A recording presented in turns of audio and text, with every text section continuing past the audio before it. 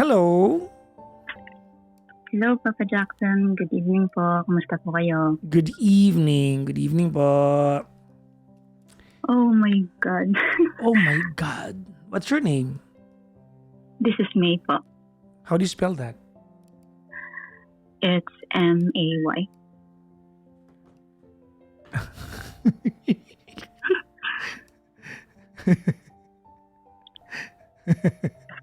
Grabe yung kaba ko po. Teka lang. Ano, paano spell pangalan mo? Ulitin mo yun, ma'am. It's M for Mike, A for Alpha, Y for Yankee. Akala ko may X. Unahan, kaya natawa ako.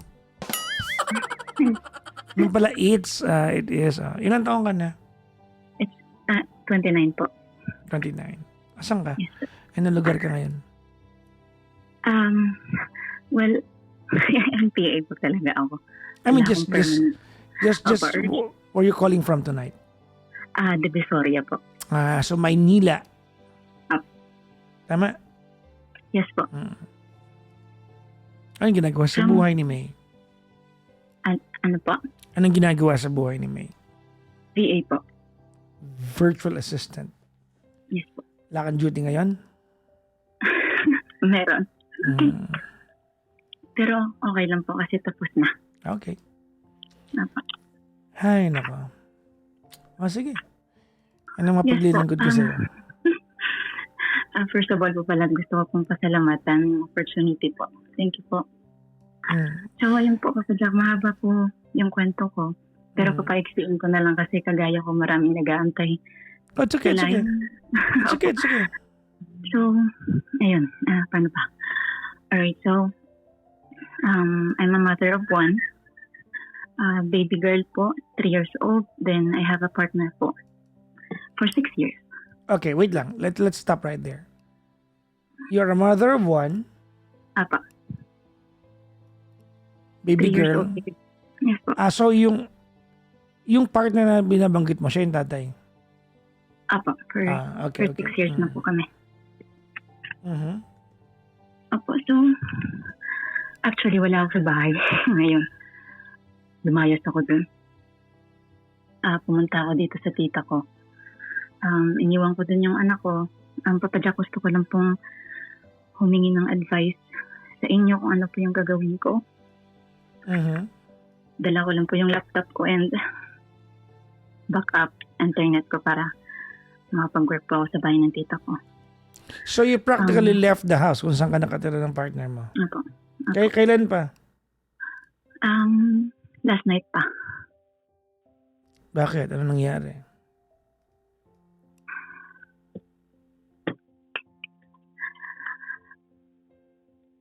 Yung umiyak. Okay. So, umalis po ako ng bahay kasi ayoko na po siyang awayin kasi pag inaaway ko po siya nagsaskandalo, nadadamay po yung kapitbahay namin, yung kapatid niya. Bakit mo naman siya kailangang awayin? Hindi ko po siya inaway last night. Ang kulit nga po kasi, ang tawag dun, yung bahay kasi namin nasa second floor. Tapos yung first floor is yung bahay po ng nanay niya.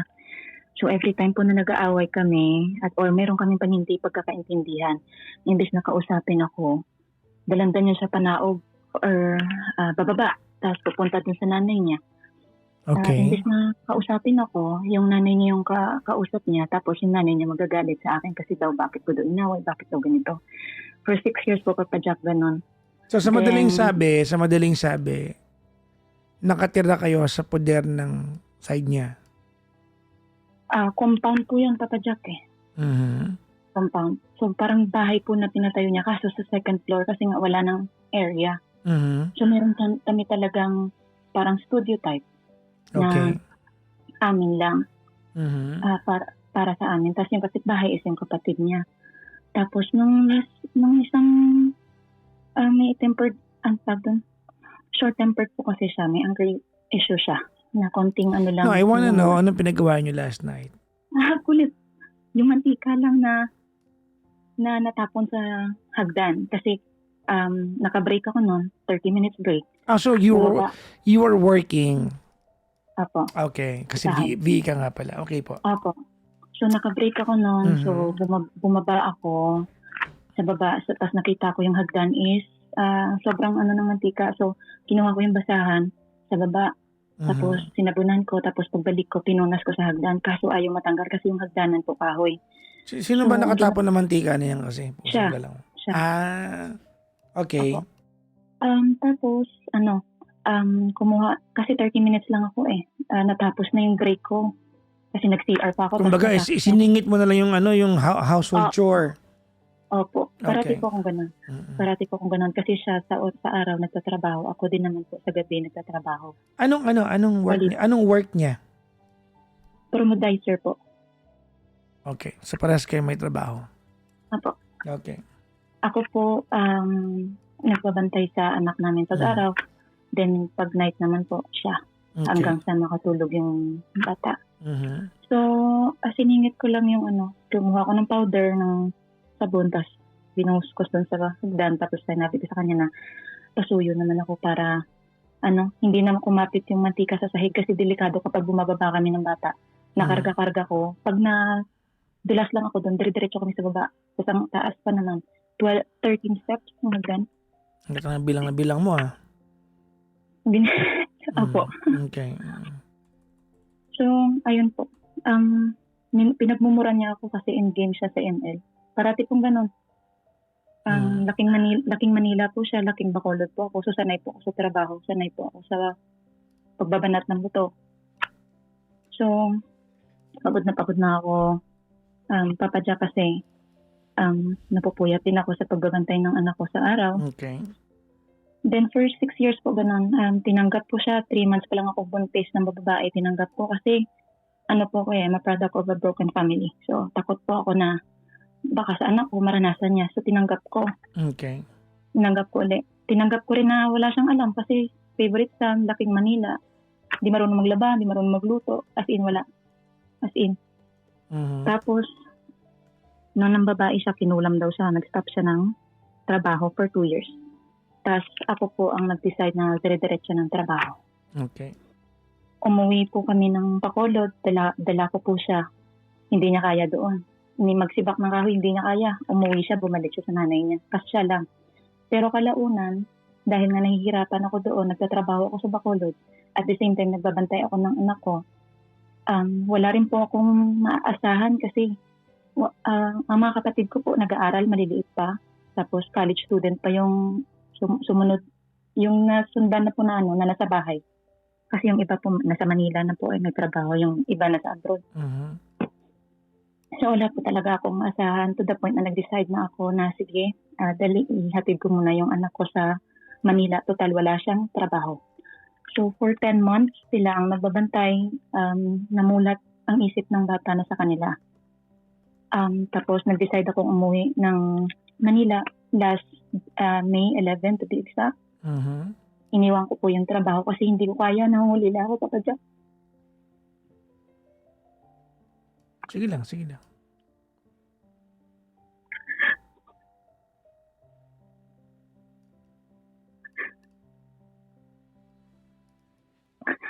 Every time nakakita ako ng bata sa bus, Okay. umiiyak ako. Just to give you a heads up, ang Bacolod po is 4 hours travel time para marating ko yung lugar namin. Hindi po talaga ako sa Bacolod nakatira, Mhm. pero doon po ako. Doon, kung tatanungin niyo po bakit nagstay ako doon at bakit yung anak ko dinala ko sa Manila, kasi yung time na nagpapatayo ako ng bahay, hindi ko pwedeng iwan. Mhm. Bahay na para sa amin. Kasi tinanggap ko at nako ko ang responsibilidad na dapat siya ang gagawa. Wala akong choice, kundi piliin maging matatag. Okay.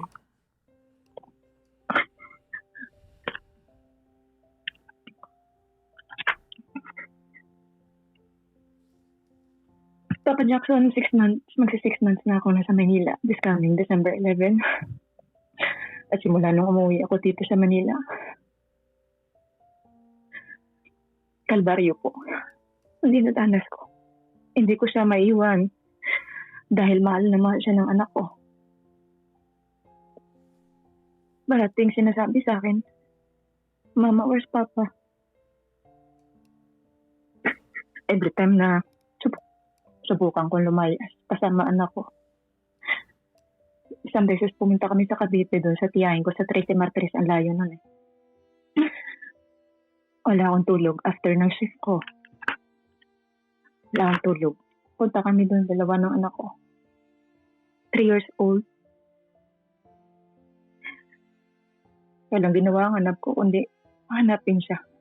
At siya never siyang tumawag sa amin para kamustahin yung anak niya. Kasi umalis ako ng bahay, wala siya, nasa trabaho siya.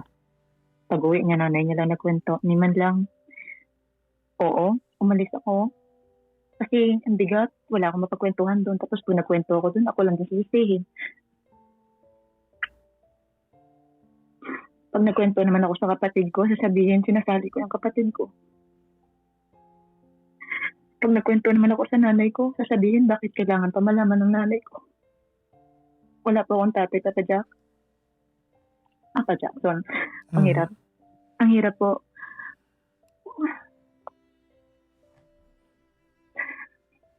6 na taong kong tiniis. 6 na taong na unang pananay, nagpakananay, nagpakalalaki. Until to the point na umuwi ako ng Manila, wala akong trabaho. Nagkasakit yung stepfather ko, kasi may stepfather ako. Kailangan emergency dialysis. Yung ako ang panganay sa 10 magkakapatid. At ako lang ang may kapasidad na tumulong. So yung ipon ko sana na ipapatapos ko ng bahay. Naibigay ko doon. That was June. May ako umuwi. June, nagka-emergency ang stepfather ko.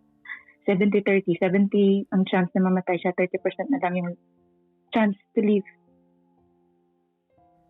Okay. Imbis na marinig ko sa kanya, okay lang yan, kaya natin bawiin. Ang sinabi ng nanay niya sa akin, ang magulang mo yung pabigat eh. Nangihingi ako sa anak niya ng tulong. Nasa Manila na ako. Iniwan ko yung trabaho ko sa Bacolod. Nag-resign ako. Papa Jackson, isa akong call center sa Bacolod. Iniwan ko yun kasi gusto kong pasukin ng DA at sa awa ng Diyos makapasok ako.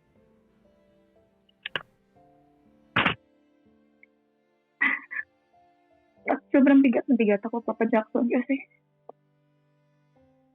kami mga babae gusto minsan, hindi pala minsan, madalas kulang ako sa tulog, irritable ako, pakiramdam ko, lahat ng problema ko kapag wala akong tulog. Nabobrought up. Gusto ko lang naman sana intindihin ako.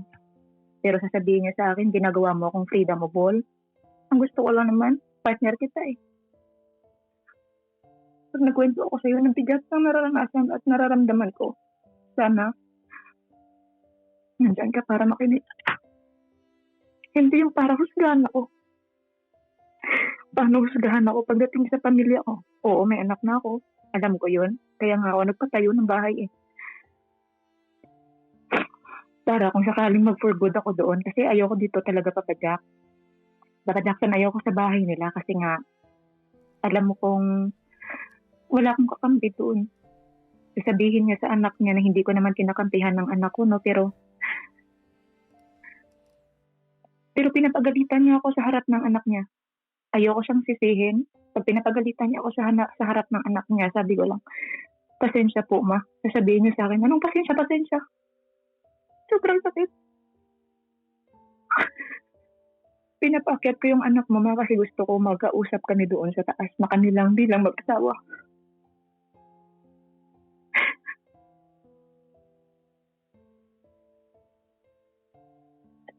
Pero immature ang anak niyo.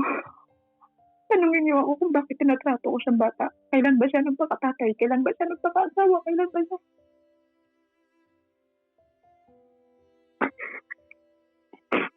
Umalis ako doon, Papa Jackson, sa bahay kasi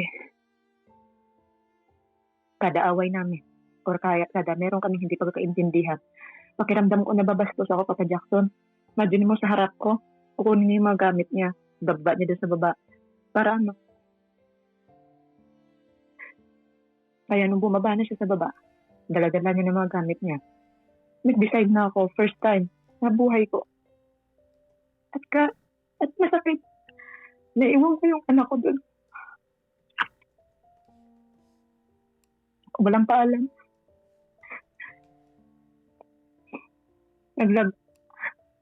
Nag-impake. Dala laptop ko lang, backup internet. Asa anak mo ngayon? Doon po sa kanya. Ilan taon na anak Wait mo? lang. 3 years old na patak ko. 2 years old. Okay. Kaya po ako tumawag sa inyo kasi gusto ko po manghingi ng advice. Mahal ko po ang pamilya na binuo ko. Ano problema Pero- mo? Ano problem mo ngayon, May?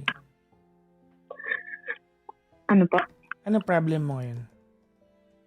Problem ko po ngayon, ano pong gagawin ko? Papatuloy po ba yung pagsasama ko sa tao? Hindi naman nakikita ang halaga ko. Ikaw ba nakikita mo halaga niya?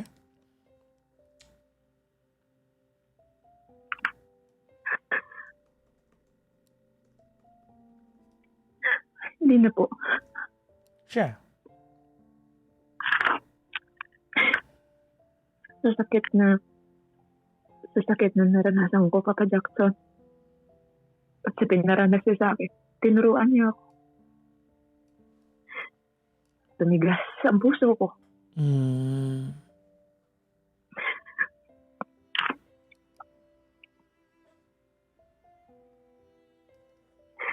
Actually po, may ticket po ako. Ilang beses na pong na-schedule. Papunta saan yung ticket mo? Sa? Bacolod. Uwi ka na doon. Pero every time mo naisip ko yung anak ko.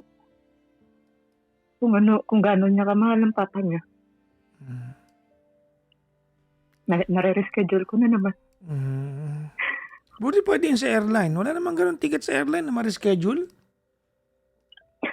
Cebu Pacific po yung may flexi. Ilang beses lang pwede i-reschedule. Paano isa lang yata? Nung last po, nung nagkabagyo sa amin, yun po yung pangalawa. Na-reschedule. Pero di ba once lang pwedeng i-reschedule? Opo. Sorry. O, kamusta ni Mantika kagabi?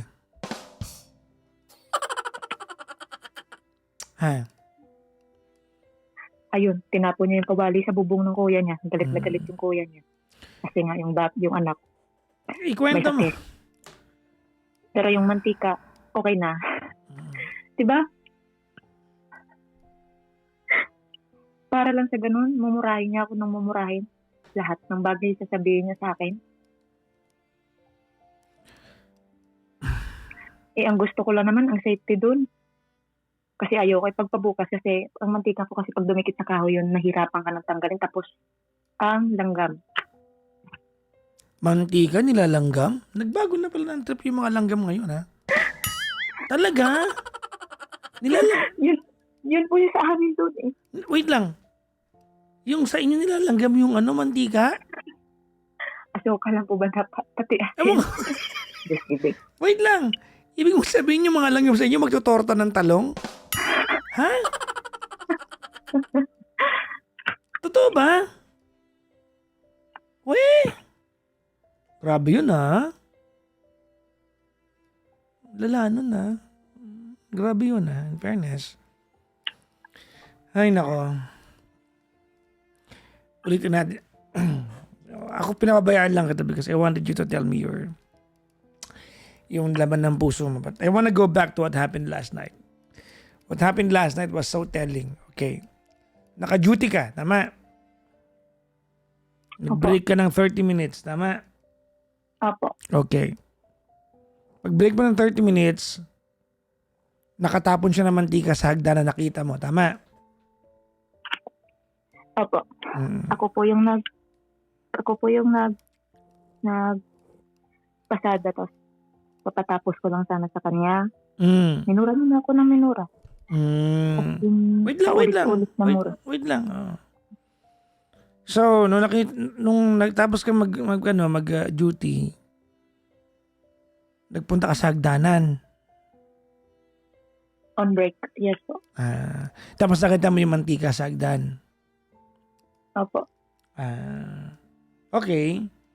Tapos, nung makita mo yung mantika sa hagdan, pinunasan mo. Opo. Ba't di mo pa tinapos? Bakit? Overbreak na ako. Ha? Overbreak na. 30 minutes ba yun? Magpunas ng mantika? Nag-CR po kasi ako. Tapos habang CR ako, nilalabang ko na yung basahan. Ayaw matanggal kasi ang dami ko talaga. Hinayaan niya lang natapon. Ewan ko kung natapon or ano. Basta hinayaan niya lang.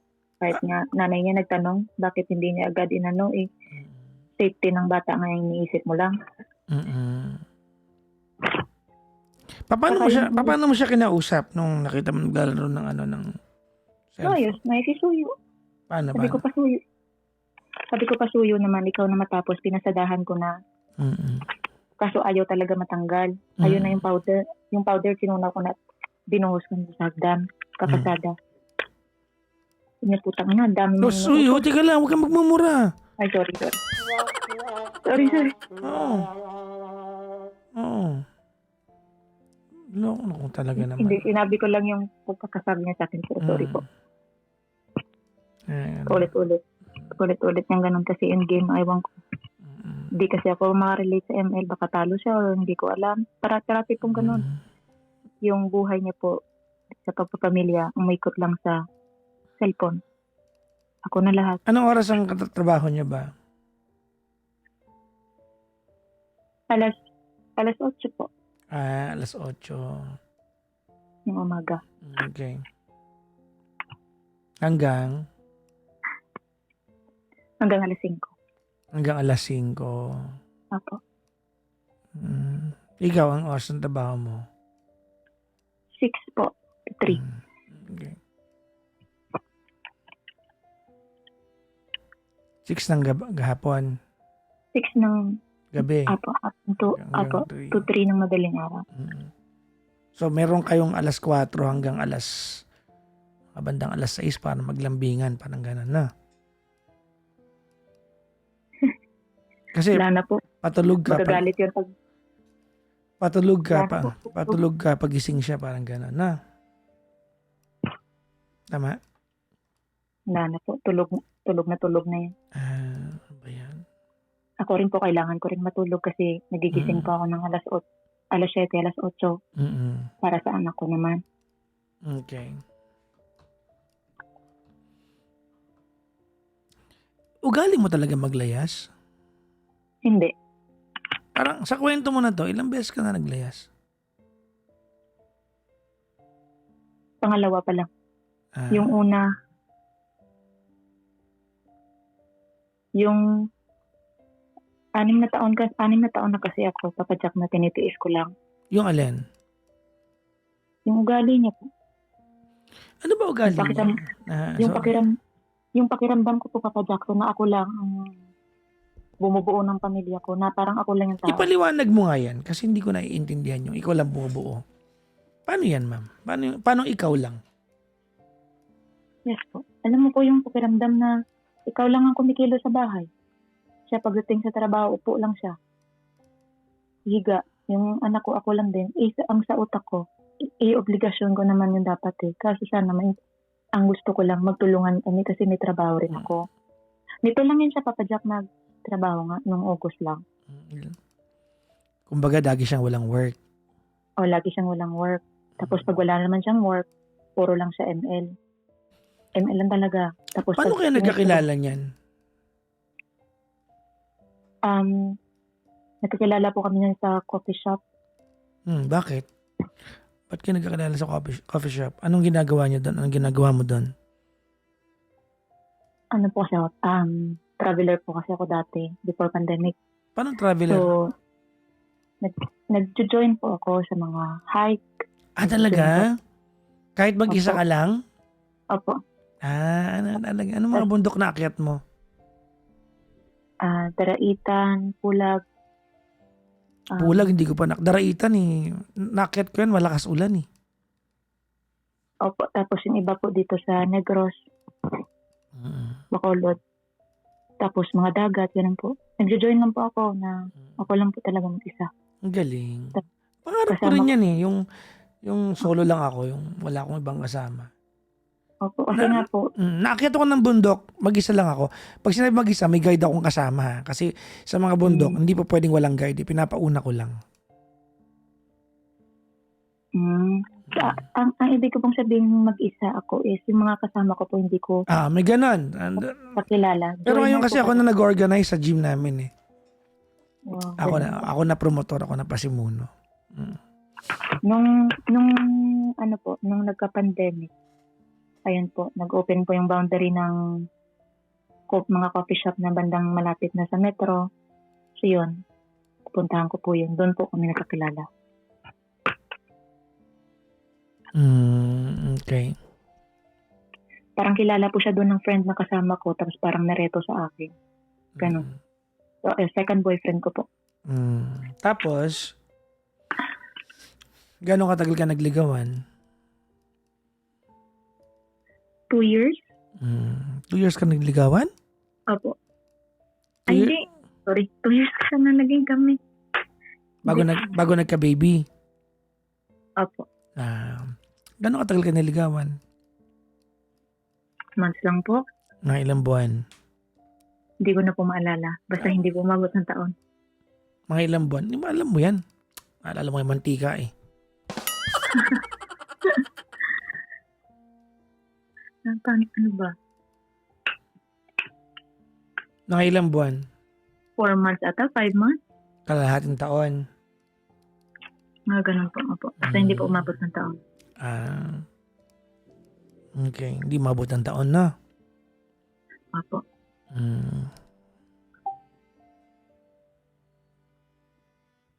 Okay. Mula umpisa wala siyang work? Coffee shop. Sa coffee shop po siya. Yun po yung barista po siya dun. Eto, naging mag-asawa kayo. Gano'ng katagal siyang walang work bago nagkatrabaho ngayon? Months lang po. Kasi nag-transition siya from coffee shop into bakit kung ikwento mo parang ngayon lang siya nagkatrabaho? I mean, after po ng 2 years na wala siyang trabaho. Ngayon lang po. 2 taon. Anong ginagawa niya sa 2 taon? Sumama niya lang. Nagtatambay lang sa bahay niya. Tambay lang. Hindi siya nag-aalaga ng anak kahit wala siyang work? Hindi. Kasi nasa Negros po yung anak namin. Kasi umuwi nga po kami, di ba po? Nung nawalan po siya ng trabaho, umuwi po kami kasi pinagamot ko siya sa Negros. Kasi nga daw kinulam daw siya. Kasi dinalan siya ng nanay niya kung saan sa ang albularyo. So ako, nag-decide na rin ako na umuwi na rin.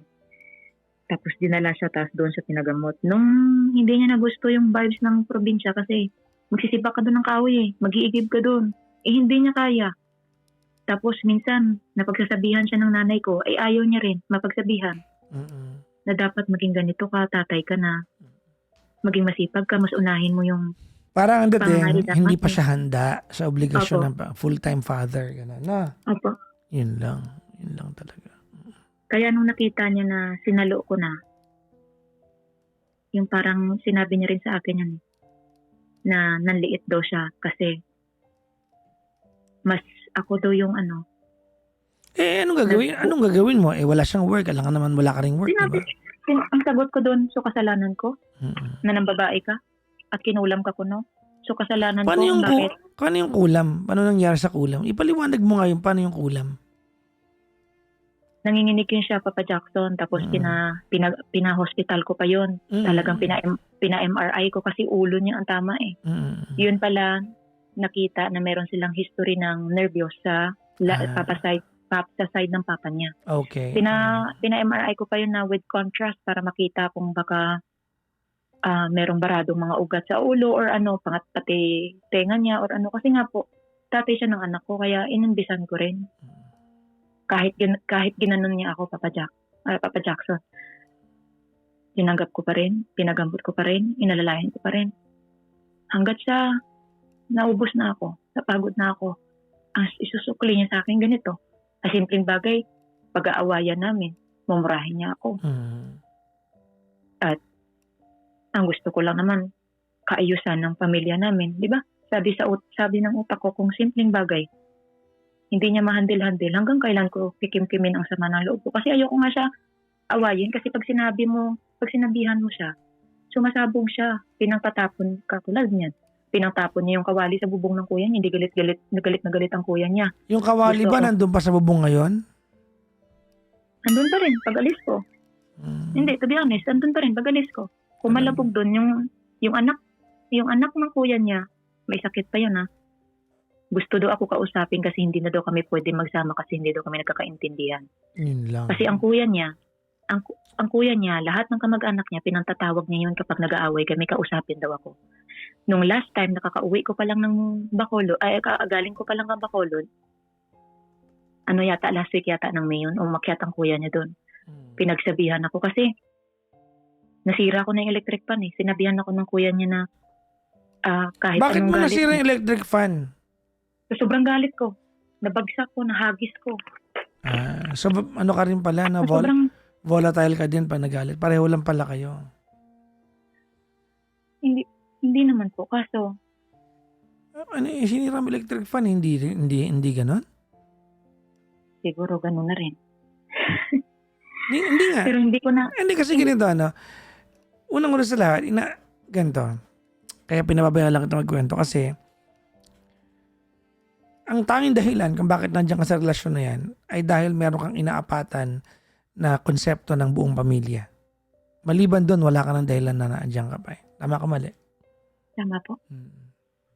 So naghahanap ako ng papwedeng sabihin sa'yo na baka sakaling ma-save natin to. Pero I don't think may pupuntahan pa to .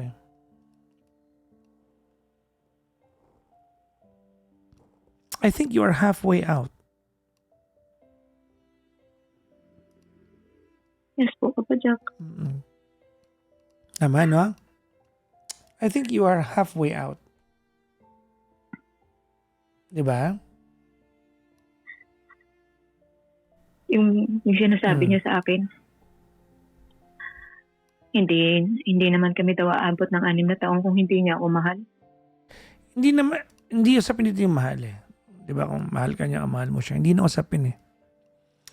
Ang usapin dito kasi, you are so fixated with the idea of building a family in accordance to your own standards. Tama? Opo. At walang masama doon. It's just that hindi kayo pareho ng vision sa buhay.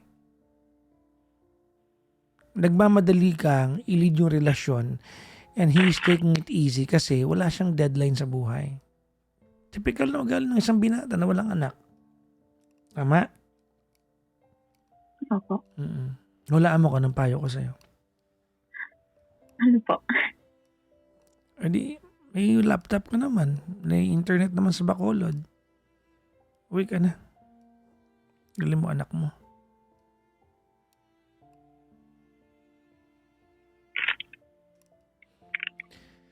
You want me to defend to you my advice? I'll defend it to you. Ready? Yes po. Narinig mo na ba hindi niyang there's someone you love but you don't like? Opo. Ayan. Importante yun that you like someone you love and you don't like him. You just love him. You stop having compassion towards each other. Tama ka mali? Tama. At the same manner, he does not share the visions that you have for a family. Tama mali? At doon po ako naubos, Papa Jackson. Ang totoo Kasi niyan, I can fault you for being. Ang tapang mo rin kasi. Totoo lang. Alam natin buhangera ka. Alam natin yun. Huwag tayong magkukunyari sa part na yun. Alam mo rin yun sa sarili mo. You are feisty. Tama ako, mali? Tama po. But then again, siguro gusto kong igawa ka ng alibay na you are feisty because you are frustrated. May pinanggagalingan ka . Meron kang, you have this goal in life to cut the generation of poverty. Malayo to sa kinikwento mo sa akin, ha? Pero feeling ko, yun ang pinaka-priority mo eh. Para putulin yung generation ng poverty. Nakaka-relate ka ba sa sinasabi ko? Yes po. Tama ako, mali? Tama po. At alam natin na hindi mo makitang kasama mo siya doon. Doon sa vision na yun. Diba? Yes po.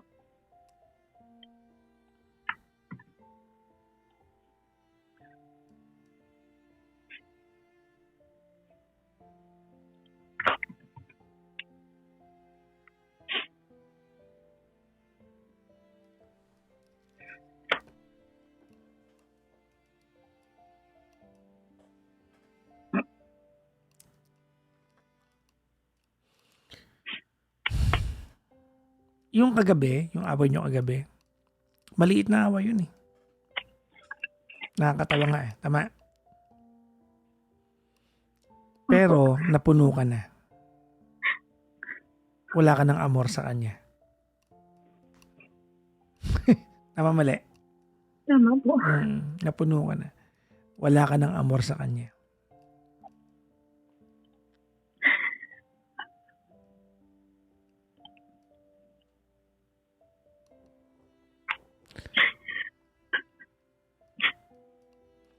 Ako hindi kita kailangan payuhan.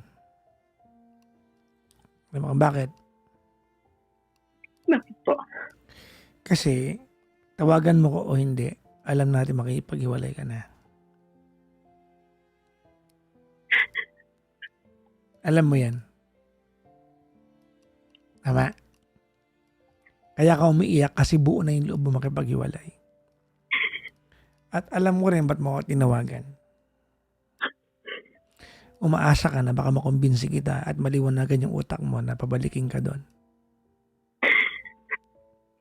Opo. Hindi ko gagawin yun. Hindi ko gagawin yun. Because I feel and I felt like you are halfway out when you left last night. I think you're halfway out a long time ago.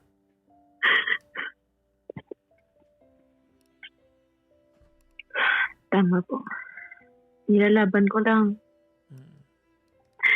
Kasi para sa bata, pero hindi pala yun totoo.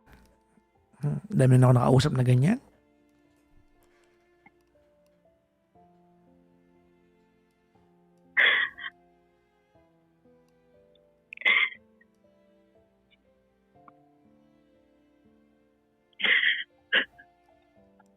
You did not need my advice.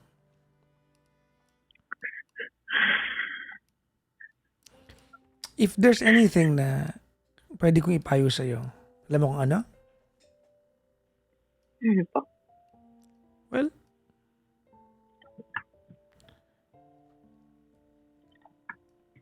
baguhin mo yung mga bagay na bangit sa ugali mo.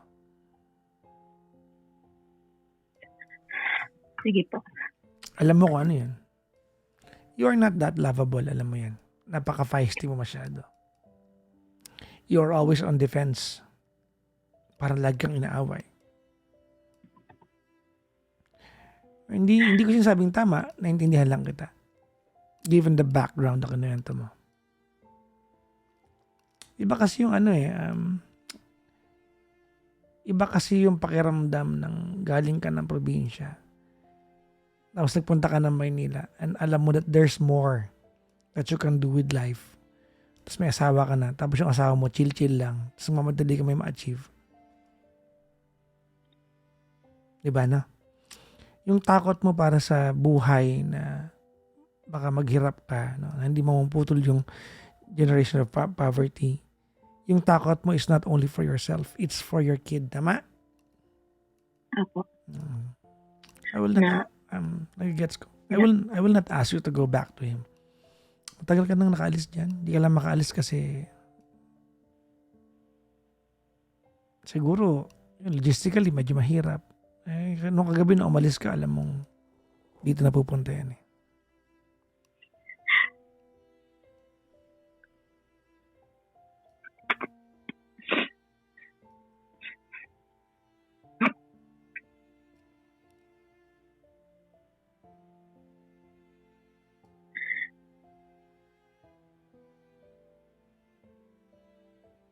Salamat po, Papa Jackson, sa pakikinig, opportunity.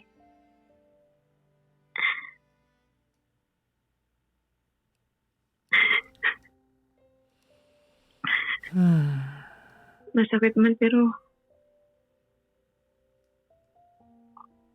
gagawin ko. Isa rin sa rason ba't umalis ako sa bahay kasi ayokong may masabi pa. Dahil wala namang lagay. Sabihin mo sa akin, May, ano mga dapat maguhin?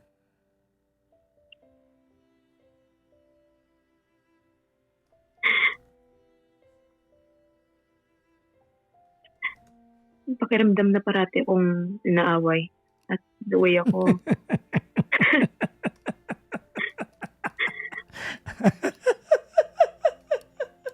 paano ako alam mo yung parang defensive ako parati.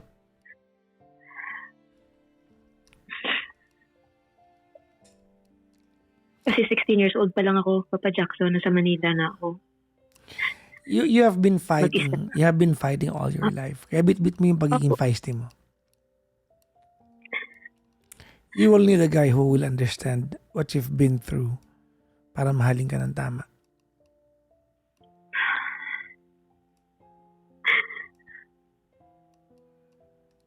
Okay? Opo. Anyways.